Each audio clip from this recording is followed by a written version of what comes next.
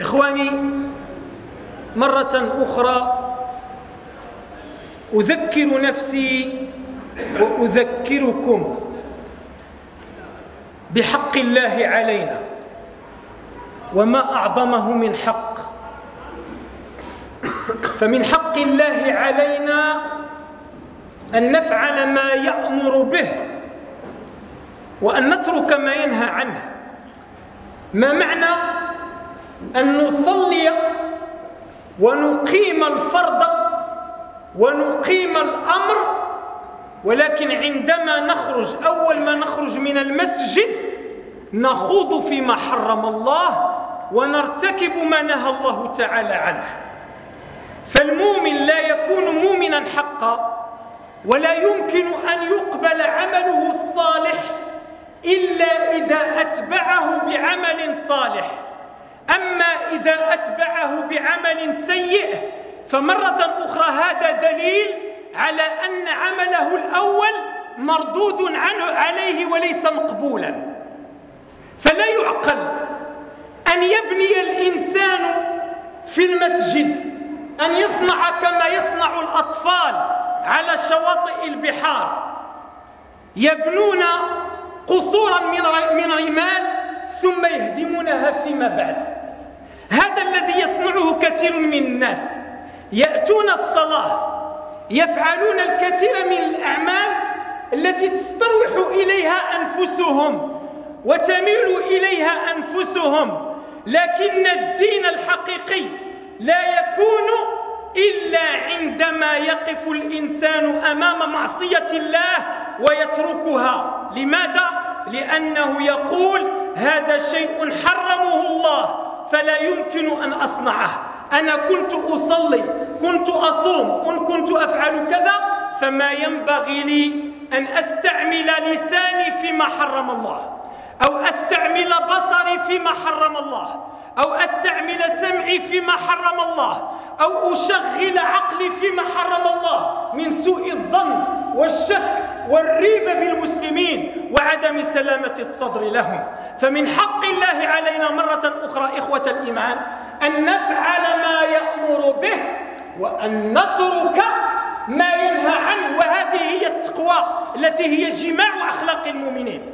لا يمكن أن يبلغ المؤمن منزلة التقوى عند الله إلا إذا فعل ما أمر به وترك ما نهاه الله تعالى عنه، لأن التقوى معناها أن تأتمر بأمر الله وأن تنتهي عما نهى. ومن حق الله علينا أيضا أن يرانا حيث يحب وألا يرانا حيث يكره.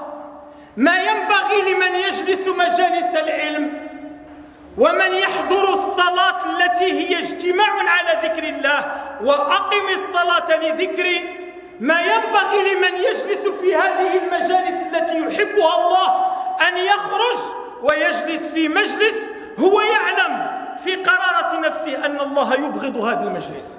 وما أكثر المجالس التي نجلسها ونحن نعلم أن الله تعالى يبغضها، المجالس التي يكثر فيها اللغو، المجالس التي تكثر فيها الغيبة ويكثر فيها الكذب ويكثر فيها البهتان ويكثر فيها نهش أعراض المسلمين، أو المجالس التي يجتمع فيها الناس، الأسر تجتمع على النظر إلى ما حرم الله، أو إلى الاستماع إلى ما حرم الله، أو إلى تشغيل القلوب والعقول في الوساوس والأوهام والشكوك التي تفسد بين المسلم وأخيه المسلم. فما ينبغي لك يا أخي وأنت مؤمن تأتي الصلاة في كل وقت، تبني في كل وقت، ما ينبغي لك أن تهدم هذا كله بلسانك أو بأن تجلس إلى إنسان يترك الصلاة أو يجاهر بالمعاصي.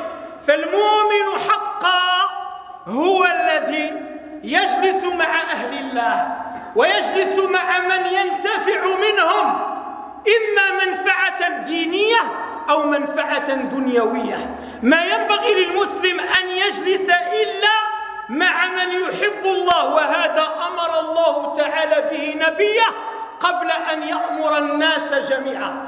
قال لنبيه واصبر نفسك، أي واحبس نفسك مع الذين يدعون ربهم بالغداة والعشي يريدون وجهه، ولا تعد عيناك عنهم تريد زينة الحياة الدنيا، ولا تطع من اغفلنا قلبه عن ذكرنا واتبع هواه وكان أمره فرطا، أي كان أمره خسارا وهلاكا. لكن هذه الآية، روح هذه الآية لو أنه وصل إلى قلوبنا لغسلها من كثير من الأضران والأوساخ التي تدفعنا دفعا إلى أن نجلس مع أهل الدنيا ونترك أهل الله، إلى أن نكثر من تمني ما عند أهل الدنيا كما تمنى أصحاب قارون ما عند قارون وقالوا يا ليت لنا مثل ما أوتي قارون.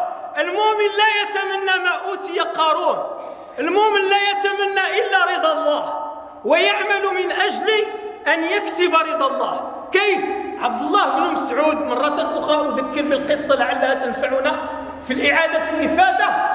عبد الله بن مسعود عندما كانوا راجعين من غزوة تبوك عرسوا مع رسول الله ومع الصحابة، كان أبو بكر وعمر وكل الصحابة الكبار كانوا موجودين. فعندما كانوا راجعين عرسوا في بعض الطريق، والتعريس هو الجلوس للاستراحة، هذا هو التعريس، أن يقف الناس في آخر الليل للاستراحة. قال عبد الله بن مسعود كنت نائما فاستيقظت فرأيت نارا من بعيد، فذهبت نحو هذا النور فوجدت رسول الله صلى الله عليه وسلم وهو في قبر وحوله أبو بكر وعمر وإلى جانبه واحد من الصحابة وهو يقول قربا إلي أخاكما.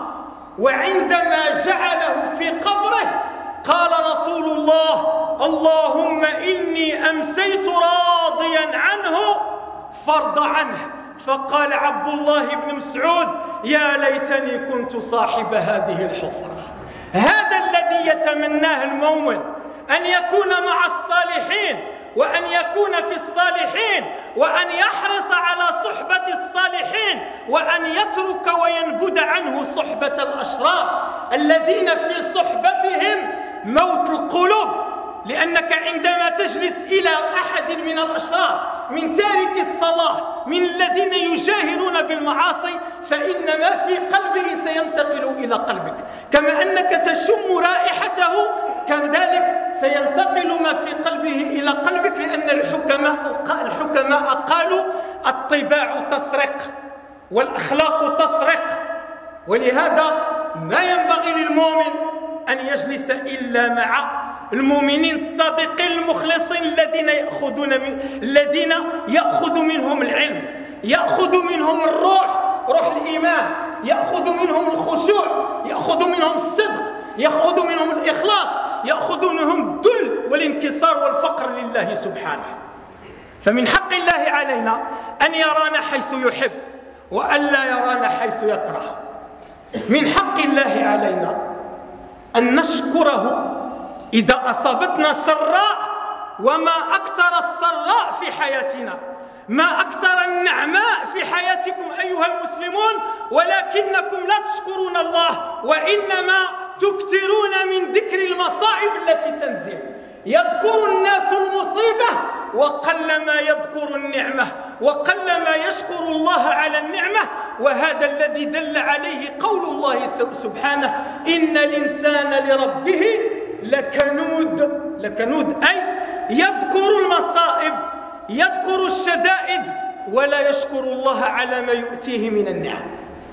ومن حق الله علينا إخوة الإيمان ونحن نعيش فوق أرضه ونستظل بسمائه ونستمد محيانا دقيقة بعد أخرى من إمداده، من حق الله علينا أن نكون عبيدا لذاته سبحانه، أن نشترك مع هذا الكون البديع الذي يسبح بحمده. كل ما في الكون وكل ما خلق الله يسبح بحمد الله، يسبح له السماوات السبع والأرض ومن فيهن، وإن من شيء إلا يسبح بحمده ولكن لا تفقهون تسبيحهم. فلماذا لا نشترك مع هذا الموكب الذي يسبح الله؟ لماذا لا ندخل مع هؤلاء الذين يطيعون الله